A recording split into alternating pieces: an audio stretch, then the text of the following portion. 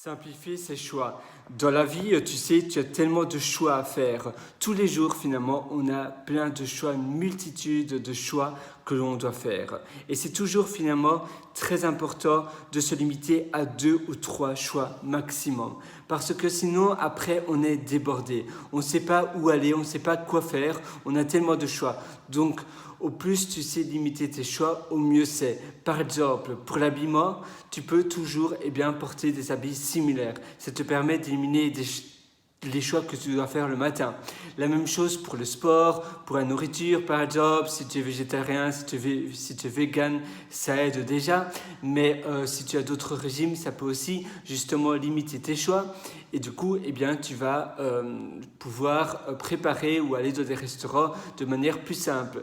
Et si tu as d'autres choix à faire, si tu manges de tout, mais vraiment de tout, toujours limite-toi à 2 ou 3 plats d'abord par défaut. C'est-à-dire que tu vas dans un restaurant, tu as tout un menu avec, par exemple, 20 plats différents, limite-toi à simplement d'abord choisir 2-3 plats des catégories que tu préfères. Si tu adores les pâtes, les pizzas et les lasagnes, choisis un des trois sections et puis après tu donnes-toi 5 minutes pour choisir le bon plat que tu veux. C'est bien de justement se donner un temps limité, un temps déterminé qu'on doit faire des choix. Ça veut dire que tous les jours, quand j'ai des choix qui ne sont pas super importants, que je veux dire, voilà, ça c'est pas finalement ce n'est pas l'achat d'une maison.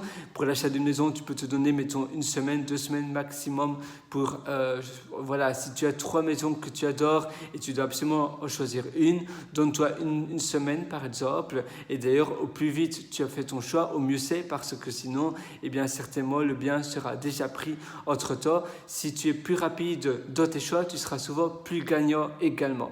Et dans la vie de tous les jours, quand ce ne sont pas des choix super ultra importants comme l'achat d'une maison, tu peux simplement te donner 5 minutes, 3 minutes, 2 minutes maximum. Tu ne sais pas quoi faire ce matin, écris sur un papier ou sur une application note, mais bon, tu ne dois pas écrire ça sur une application note, ou simplement, écris sur un petit bout de papier, les choix possibles à faire le matin. Mettons, soit je vais dans un café pendant 1 heure pour lire, soit je fais un jogging, ou bien soit je reste chez moi et je prends un café chez moi. Et donne-toi 2 minutes pour faire ce choix.